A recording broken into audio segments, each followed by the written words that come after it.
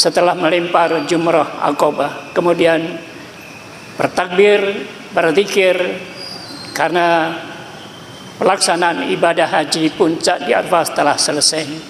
Bagi kita semua pun yang tidak berkesempatan untuk melaksanakan ibadah haji, tetap melaksanakan syariat di bulan Zulhijjah ini, karena bulan ini adalah bulan penuh pengorbanan, bulan perjuangan, bulan yang amat agung, puncak daripada ibadah.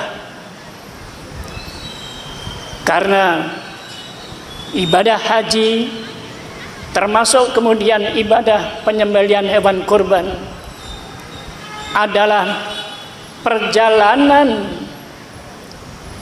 sari kehidupan Nabi kita Ibrahim alaihissalam beserta keluarganya, istri dan anaknya, yang semuanya baik Nabi Ibrahim sendiri, istri-istrinya Sarah dan Hajar, kemudian anak yaitu Nabi kita Ismail, Nabi kita Ishak, semua menunjukkan, memberikan keteladanan kepada kita untuk menunjukkan ketundukan dan ketaatan kepada Allah Subhanahu wa Ta'ala dengan mengorbankan kepentingan diri sendiri.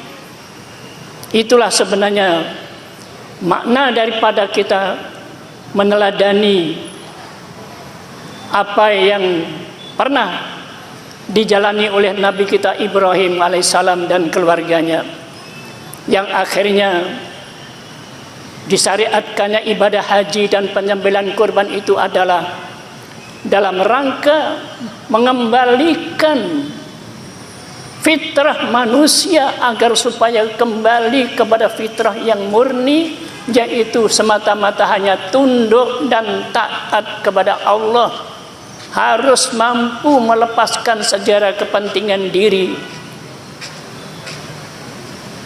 Karena memang ketaatan itu membutuhkan pengorbanan sebagaimana yang dicontohkan Nabi Ibrahim. Bagaimana ketika beliau yang sudah sekian tahun mengharapkan satu orang anak yang soleh, kemudian diberi, Allah mengabulkan dengan lahirnya Ismail. Padahal waktu itu Nabi Ibrahim sudah di atas 80 tahun mengharapkan seorang anak yang bisa meneruskan perjuangan Nabi Ibrahim. Tetapi ketika Ismail sudah menanjak dewasa, ternyata Allah memberikan perintah melalui wahyu di dalam mimpinya, ya, seperti yang termaktub di dalam ayat di surah As-Saffat, falamma balagha ma'saya qala ya bunayya inni ara fil manami anni adbahuka fangdur madza taro. Ketika Ismail menginjak usia dewasa, berkata Ibrahim kepada Ismail, wahai anakku sayang, ternyata aku mendapatkan perintah melalui mimpiku, aku harus menyembelih engkau. Fangdur madza taro. Oleh karena itu, apa pendapatmu nak?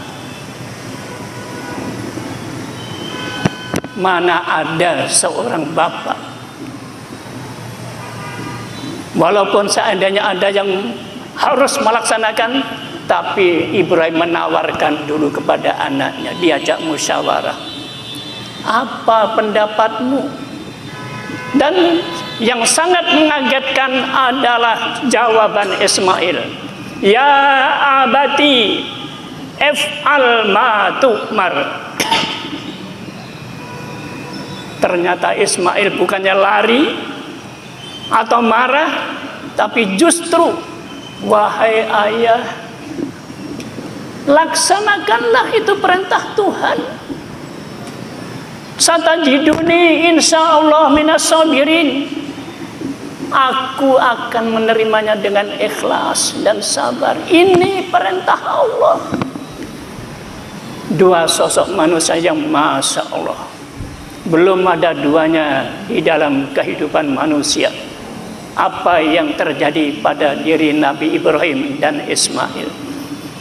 Namun Allah juga tidak akan membiarkan seorang manusia membunuh manusia. Ini adalah ujian. Allah ingin tahu sampai di mana ketaatan dan ketundukan Nabi Ibrahim dan Ismail.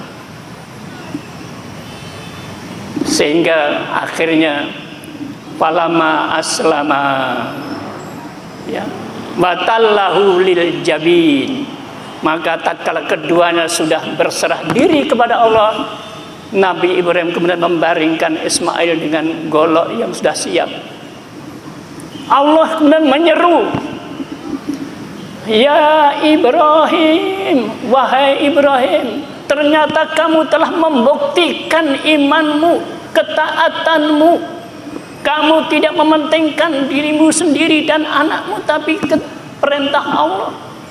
Sodakta, kamu benar. Dan kebesaran Allah akhirnya digantilah Ismail dengan seekor hewan ibas yang besar. Bukan terus disembelih, tapi diganti dengan sembelihan hewan. Itulah peristiwa yang cukup mengagumkan dalam kehidupan manusia, yang akhirnya kalau Nabi Ibrahim diuji dengan harus menyembelih anaknya, walaupun Allah juga tidak akan ridho kalau anak itu disembelih. Ini ujian.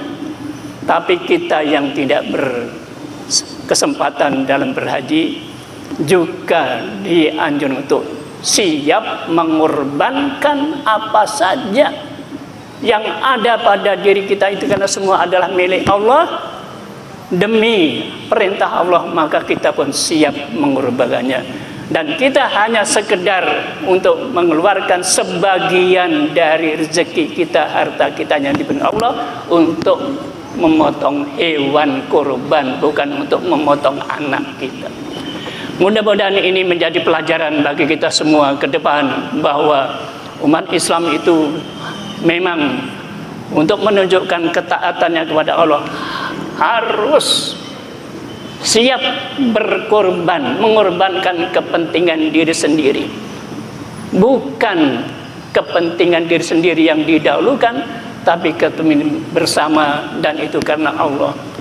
Dengan demikian umat Islam yang kita ambil pelajaran dari ibadah haji maupun kurban ini kembali kepada fitrah untuk bersatu padu kembali, tidak menunjukkan egonya masing-masing, tetapi menunjukkan kebersamaan. Apalagi menghadapi tahun-tahun yang kita sebut tahun-tahun penuh dengan fitnah. Mari kita semua bersama bersatu padu, kokohkan persaudaraan, persatuan, untuk demi menegakkan iman dan menegakkan kalimat Allahu Akbar tadi.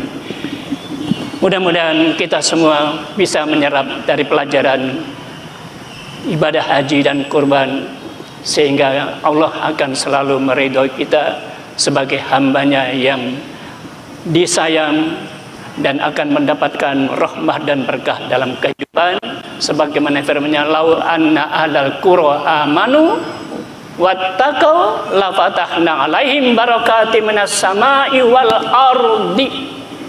Seandainya umat manusia, penduduk bumi, penduduk Indonesia, penduduk Jatiwaringin, Pondok Gede ini beriman dan bertakwa sungguh-sungguh, Allah pasti menurunkan berkah dari langit dan dari bumi.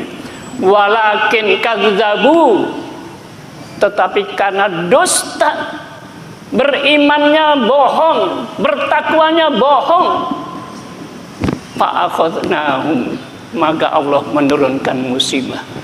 Mudah-mudahan ke depan ini menjadi kesadaran kita melangkah ke depan, dan kita berharap umat Islam dan bangsa Indonesia menyadari akan posisinya sebagai hamba Allah yang beriman sehingga harus tunduk dan taat. Aqulu qawli hadza wastaghfirullah li wa lakum wa lil jamil muslimin wal muslimat. Allahumma rabbana taqabbal minna innaka as-samiul alim wa tub alaina innaka at-tawwabur rahim. Allahumma najjina minal qaumidz zalimin, najjina minal qaumil kafirin. Allahumma ansuril Islam wal muslimin wa ahlikil kafarata wal musyrikin a'da'aka a'da'ad-din. Rabbana atina fid dunya hasanah wa fil akhirati hasanah wa qina adzabannar. Walhamdulillahirabbil alamin. Assalamualaikum warahmatullahi wabarakatuh.